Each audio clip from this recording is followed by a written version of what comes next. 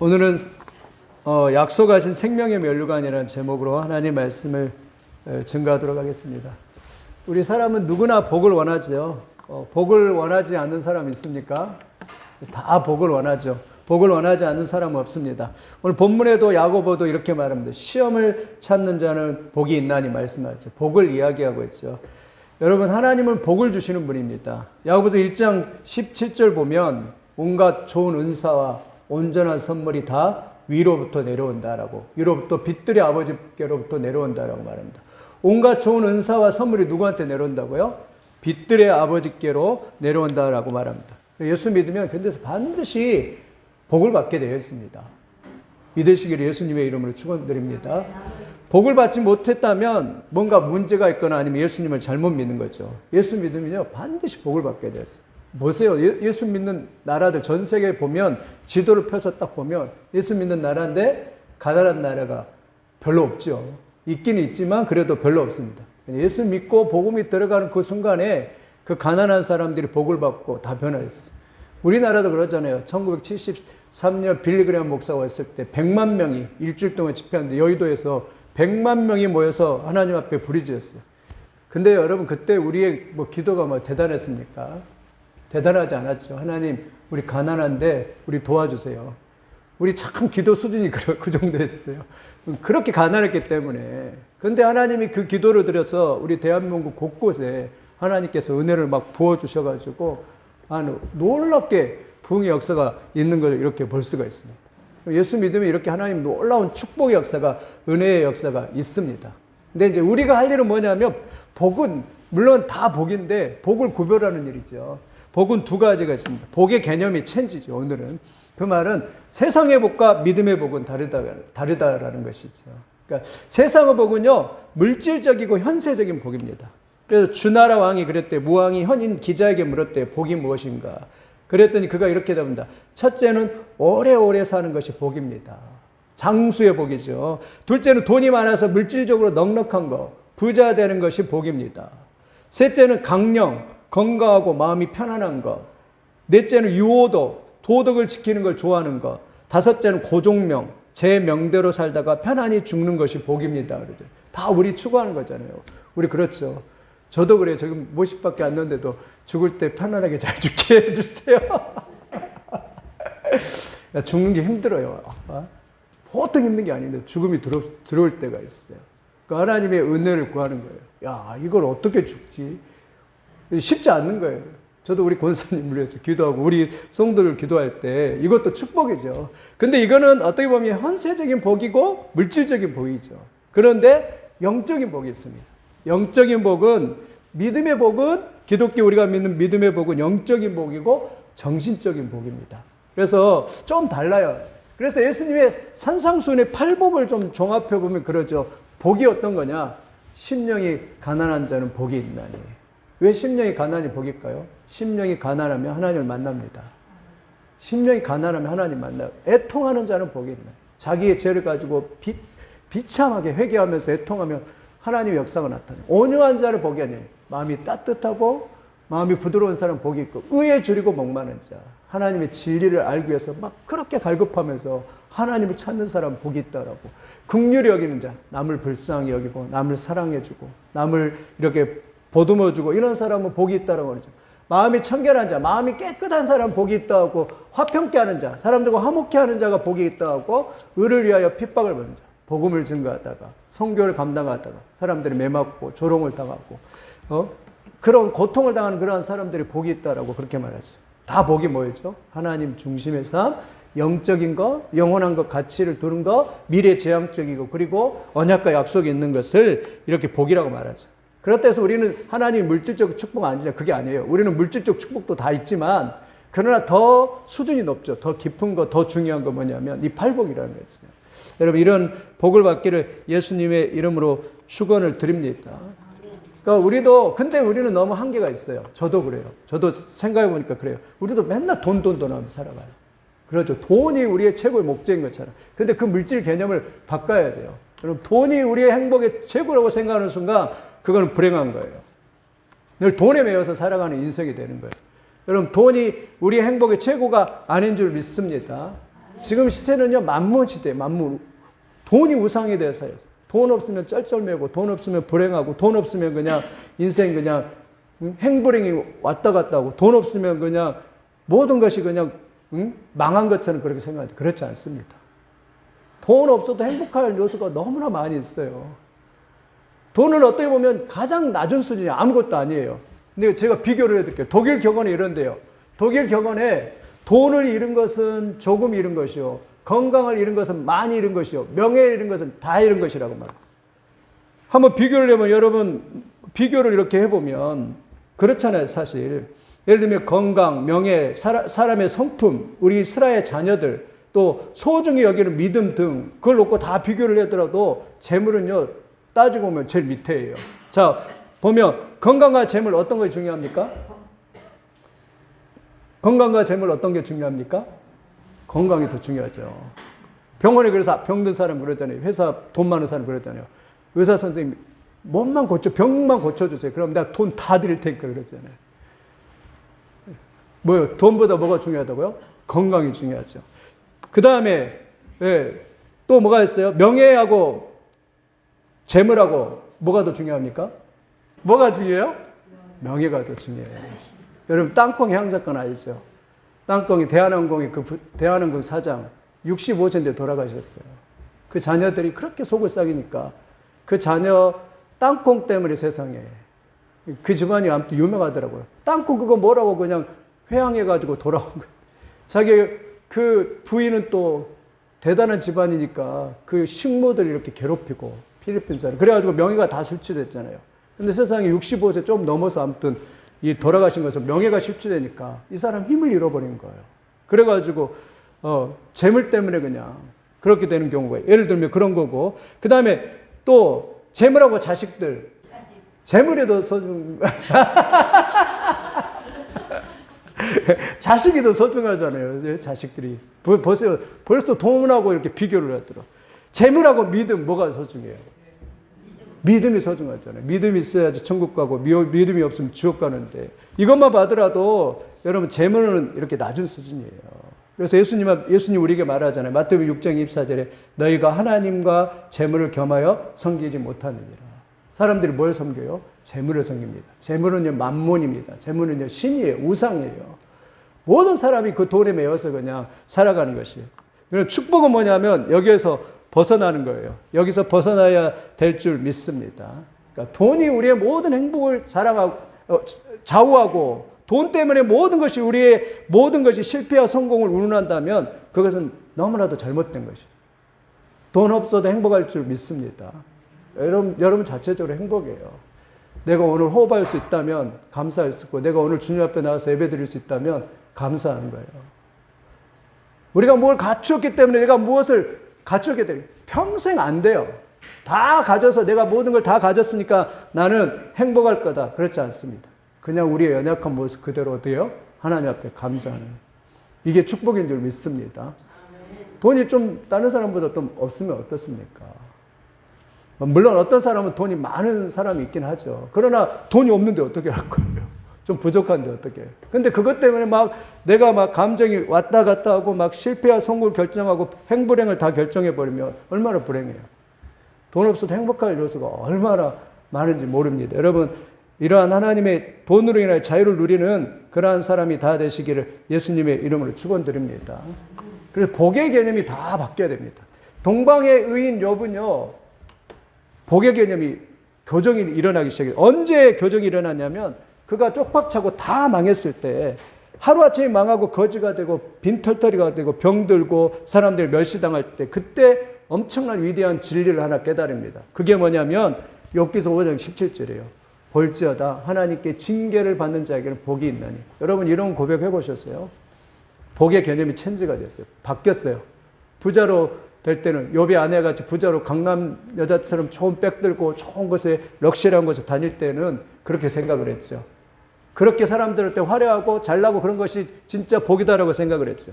근데 딱 고난을 딱 당하고 나니까 욥이 그렇게 말합니다. 징계를 받는 자에게는 복이 있나니라고 그렇게 말합니다. 왜 징계가 복이 있을까요? 욥이 비로소야 그 징계 때문에 그 고난 때문에 비로소야 하나님을 깊이 만나게 됩니다. 욥이 비로소야 그 징계 때문에 하나님의 그 깊은 임재를 딱 경험하는 거예요. 자기를 찾아와서 자기의 마음을 만지고 자기를 위로하고 그리고 그래서 비로소야 그때서야 하나님이 딱 보이기 시작하는 거예요. 그전에는 막 설교도 들었어요. 그전에는 목사님 설교를 너무 아름답다고 막 그렇게 하기도 했어요. 그런데 자기가 고난 당해서 저 밑바닥에 딱 처박게 딱 보니까 하나님이 찾아오지 않으면 안 되게끔 생겼거든요. 그래서 하나님이 찾아와서 자기를 그 망한 그 사람을 안아주시면서 야, 여봐, 너 걱정하지 마라. 너의 가는 길을 내가 다 알고 있고 내가 너를 인도할 거야. 너가 여기서 망한 것이 아니라 이것이 너의 끝이 아니고 너의 모든 그런 끝이 아니기 때문에 내가 너를 인도하겠다라고 그렇게 하나님께서 욥을 만나주신 거예요. 그래서 욥이 욥기서 42장 5절에 그렇게 말하잖아요. 전에는 내가 귀로 듣기만 했으더니 이제는 눈으로 본다 이러면서 하나님을 딱 빼달게 되죠. 하나님 믿는 사람 보면서 징계를 당했는데 그게 복인 거예요. 병이 들었는데 그게 복이에요. 병이 들었는데 하나님 만나주세요. 치료해주세요. 쫄딱 망했는데요. 가장 비치는 가지 처했는데 하나님 찾아와 주세요. 그리고 그를 건져내주세요. 구원해주세요. 그러면서 욥은 깨달은 거죠. 징계를 받는 자는 복이 있다라고 복의 개념을 완전히 변화되고 있는 그런 모습을 이렇게 볼 수가 있습니다. 그럼 놀랍죠? 최고의 복은 뭐라고요? 하나님을 만나는 거고 하나님이 가까이 하는 것이 최고의 복인 줄 믿습니다. 사람 못 깨달았습니다. 이런 고난 당하기 전에. 어떤 연예인도 그러더라고요. 어느 연예인도 간증한 거 들어보니까 예쁜 자식이 그냥 초등학교 다니는데 아빠 교회 가요. 그러면 들려 안 들려? 안 들립니다. 바쁘니까 다음에 갈 거야. 다음에 가자. 이러면서 항상 거절을 했어요. 근데 어느 날 아이가 학교를 가다가 교통사고를 났어요. 얘가 교통사고를 났어요. 얘가 딱 그러고 나니까 아빠가 보이기 시작하는 거예요. 얘가 하늘나라로 갔어요. 하늘나라로 가고 나니까 그게 이제 보이기 시작한 거예요. 그때부터 믿으면서 하나님을 믿기 시작하고 그래서 예수를 복음을 증거하는 그런 사람이 되어서 그렇게 승인의 삶을 사는데 그 전에는 안 보여요. 징계를 받기 전에는 안 보인 거예요. 근데 징계를 당하고 나니까 그때서야 하나님이 보이기 시작하는 것을 이렇게 볼 수가 있습니다. 그래서 우리 믿는 사람들도요, 그게 복인 줄 믿습니다. 그걸 믿음으로 잘 극복하면 축복이 될 줄 믿습니다. 그래서 우리가 지니고 있는 행복감은 하나님 안 믿는 이방인의 행복감과 똑같으면 안 돼요. 달라야 됩니다. 이방인의 행복감은 뭐예요? 와, 돈 있고, 그리고 놀러 다니고, 그리고 편안하게 그냥 집에서 그냥 더운 여름에도 그냥 파자마 입고 그냥 피자 시켜 먹고 아이스크림 시켜 먹고 이게 부자들 이방인의 행복감이라면 믿는 사람의 행복감은 전혀 다른 행복감이라고 말하죠. 그럼 이 설교 얼마나 멋집니까? 신명기 33장 29절을 보면 모세의 설교, 모세의 설교. 이스라엘이여 너는 행복자로다. 고별 선교요. 이스라엘은 너는 행복자로다. 여호와의 구원을 너같이 얻은 백성이 누구며 그는 너를 돕는 방패시요 너의 영광이 칼이로다. 내 대적이 내게 복종하리니 내가 그들의 높은 것을 밟으리로다. 야, 이거 멋있죠. 이스라엘 의역을 하면 그런 거야. 이스라엘 백성들, 내 사랑하는 백성들아, 너희 같이 행복자가 어디 있느냐? 하나님의 구원을 경험하고 하나님의 임재를 경험하고 하나님의 역사를 이렇게 경험하는 너희 같이 행복한 백성이 어디 있느냐? 그리고 대적이 있지만 그 대적을 밟을 것이고 높은 곳에 너희를 이렇게 세울 것이다. 이러면서 하나님께서 이렇게 그 행복을 이렇게 이야기하고 있는. 그래서 이스라엘이여 너희는 행복자다. 행복의 뭐예요? 개념이 바뀌죠. 모세의 행복은 뭐예요?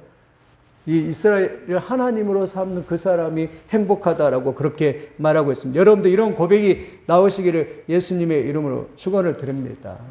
그래서 여러분이 그런 고백을 하시죠. 내가 가장 행복하다. 왜요?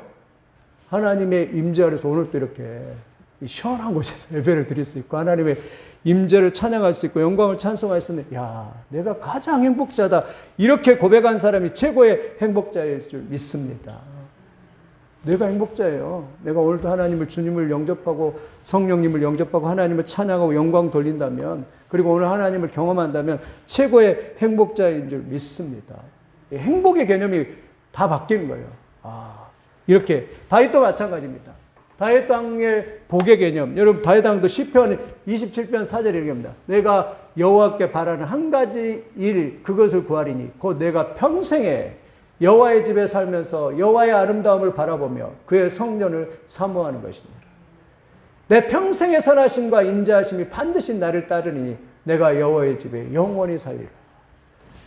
이 복잡하고 이 시끄러운 세상에 내가 하나님과 함께 경험해 보니까 그 성전에서 하나님의 그 아름다움을 보면서 그렇게 살아가는 것이 최고의 행복이다라고 깨달았던 그 모세의 복의 개념이에요. 이게 복인 줄 믿습니까? 놀랍지 않아요? 하나님의 그 은혜를 사모하면서 하나님을 바라보면서 그렇게 살아가는 삶, 그게 최고의 삶이에요. 내가 돈이 오늘 있고 없고가 그게 아니라 내 안에 성령님이 계시고 내 안에 하나님이 계신 그 영광을 찬송하면서 성전에서 그 하나님을 경험하면서 바라보는 그 삶이 다윗에게서는 그것을 축복이다라고 그렇게 말씀하고 있는 것이죠. 여러분 무엇 때문에 행복을 찾습니까? 하나님이 내 안에 거하시는 것만도 행복하시기를 예수님의 이름으로 축원을 드립니다. 이것이 행복입니다. 행복.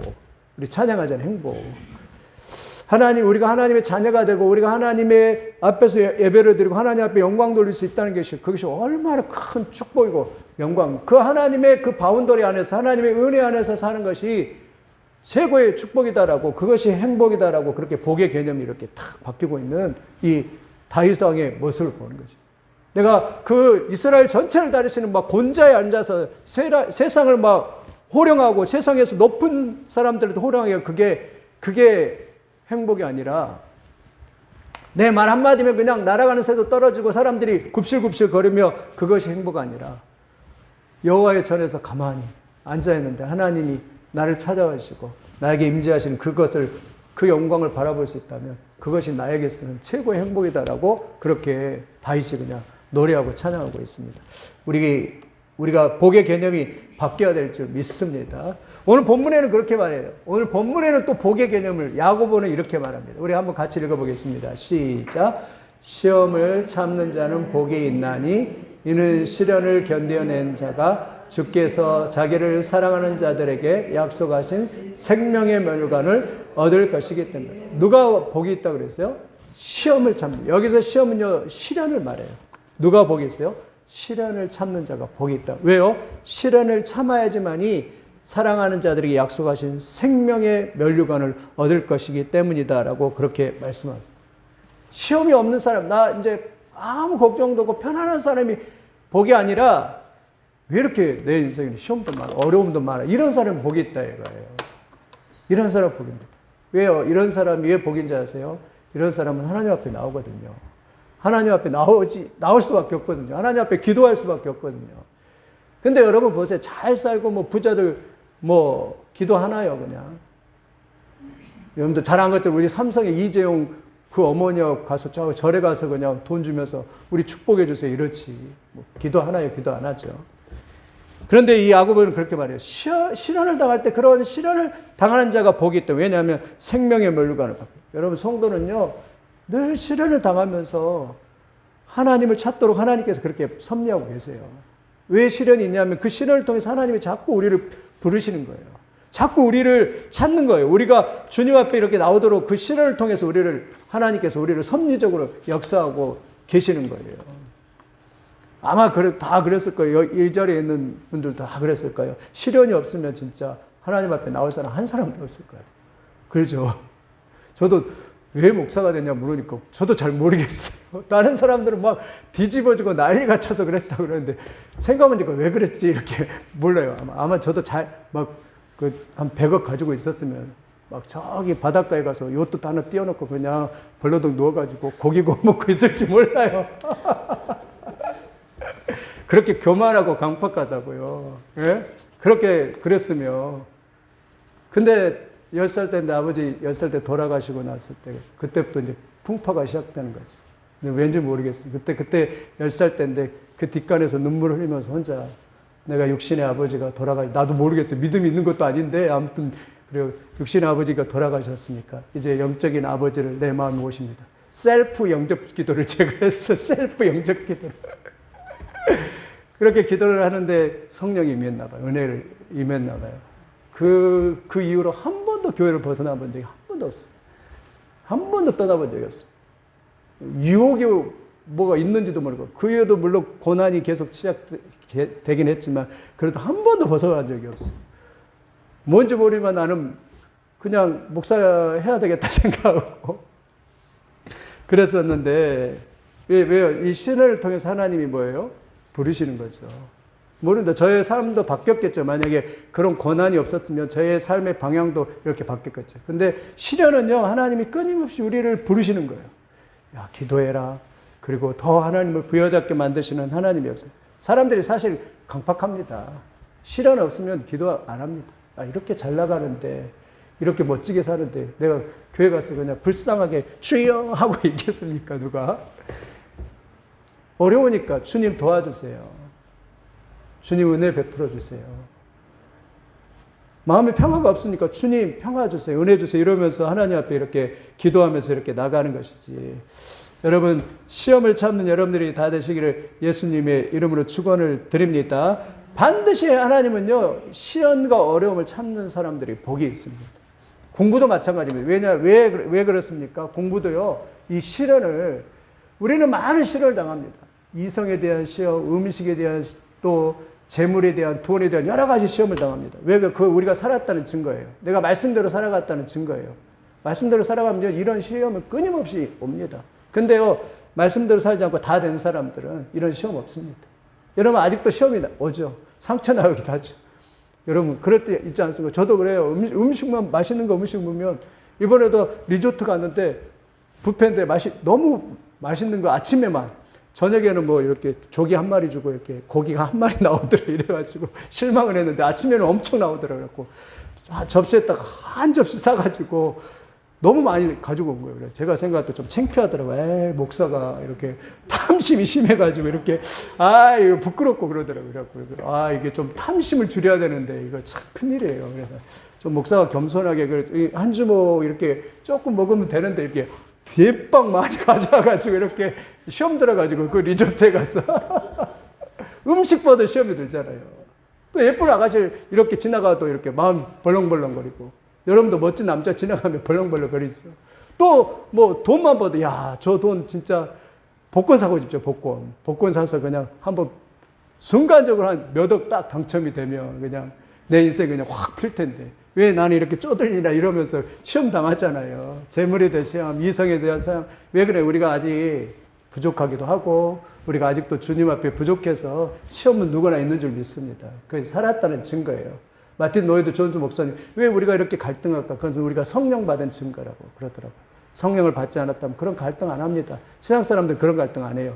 근데 우리는 주님의 말씀대로 살려보니까 그런 시련을 당하고 그런 시험을 당한다라고 그렇게 말씀하고 있습니다. 시험을 맞이하는 태도가 뭐냐면, 그렇다고 해서 우리가 시험을 오늘 본문에 그래요. 휴퍼 매너라고 하는데요. 휴퍼는 뭐냐? 밑에 있다. 매너는 머문다. 밑에 머물다는 것이에요.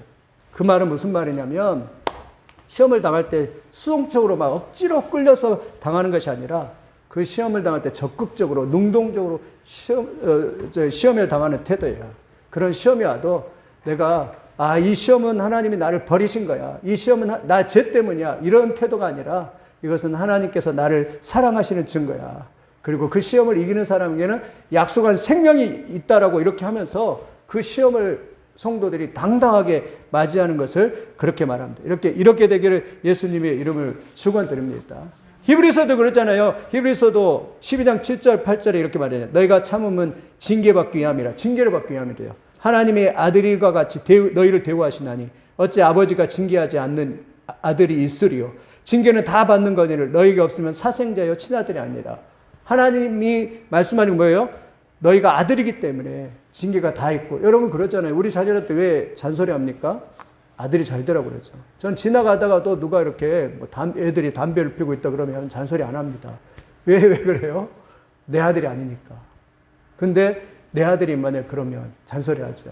근데 문제는 이제 요즘에 이제 아이들이 커가면서 이제 잘 듣지 않는다는 게 이게 문제긴 하지만, 그러나 하나님의 백성들은 그 말씀을 잘 듣는 백성인 줄 믿습니다. 그래서 우리는 시험을 수동적으로 대하지 않고, 시험을 참는 자에는 반드시 미래가 보장되고 반드시 하나님의 약속이 있는데, 그 약속이 뭐냐면 생명의 면류관이 예비되었다라고 말씀하고 있습니다. 이런 약속을 믿으시기를 예수님의 이름으로 축원드립니다. 우리 수능하는 학생 공부도 마찬가지. 학생들 공부도 왜 왜 합니까? 내가 이 어려운 시험 얼마나 유혹이 많아요. 어렸을 때.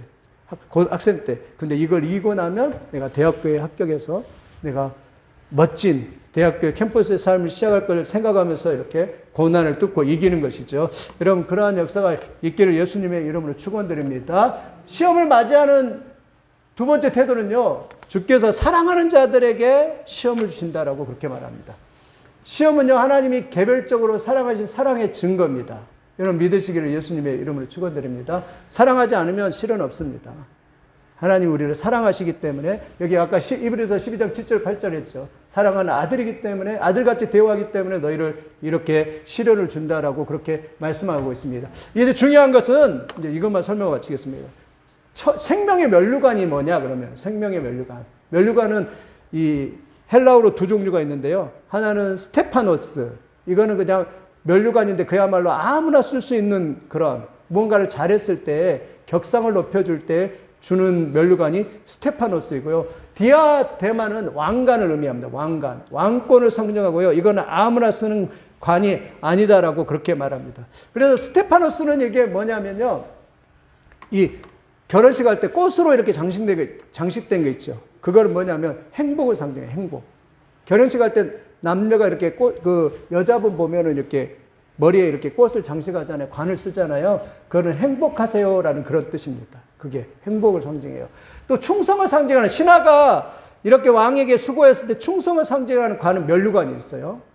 그 다음에 월계관이 있죠. 마라톤 선수들이 이렇게 월계에서 이불을 엮어가지고 월계관을 씌워주고, 그 다음에 또 은으로 만든 관은 있는데 그거는 무슨 관이냐면 영광과 위엄과 지혜를 상징하는 이러한 관이 있다라고 그렇게 말씀합니다. 그러니까 누군가 이렇게 잘했을 때 격상을 시켜주기 위해서 이렇게 잘하는 그런 관이 있고요. 또 우리가 다른 디아볼로스라고 하는 다른 관은요, 면류관의 종류가 여러 가지가 있더라고요.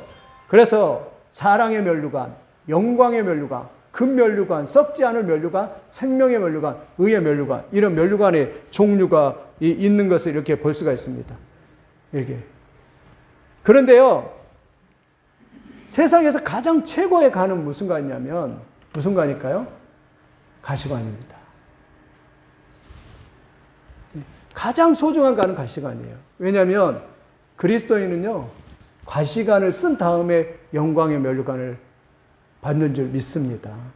그 말은 이 땅에서 그리스도인의 고난을 다 통과하고 그의 영원한 천국 가서 그 영광을, 면류관을 딱 받는 거예요. 근데 나는 이 땅에서도 막 행복하고 이 땅에서 다 가지고 누리면서 나는 그리스도인으로 살다가 저 영혼에 가서 행복하게 받는다? 그게 아니라 예수님처럼 가시 면류관을 받고 나서 그렇게 살아가는 그러한 것을 천국에 가서 그 시련을 다 통과하고 난 사람에게 주는, 그래서 천국에서 신을 다 통과하니까 너에게 생명의 면류관을 이렇게 딱 주면서 이렇게 하나님께서 주시겠다라고 그렇게 말씀하고 있습니다. 여러분, 이 땅에 살아가실 때 우리에게는 가시관을 힘들다고 이렇게 벗어던지지 않고 그것이 뭐라고요? 영광입니다. 영광. 가시가 영광이에요.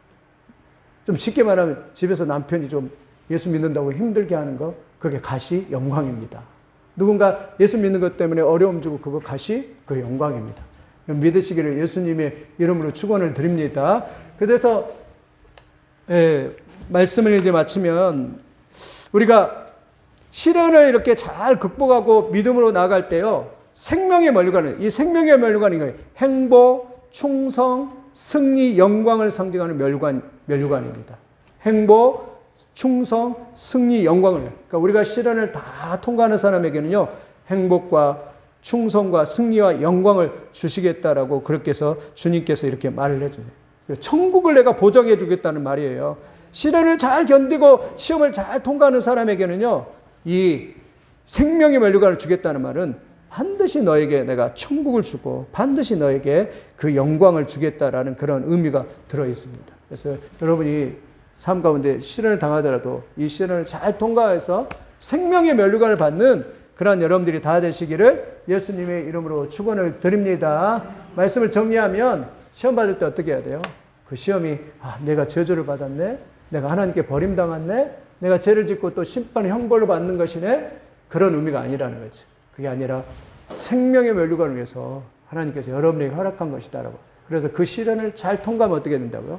생명의 면류관이 우리가 통과하게 받을 것이라고 그렇게 말씀하고 있습니다. 여러분 이러한 놀라운 축복을 받는 그러한 역사가 있기를 예수님의 이름으로 축원드립니다.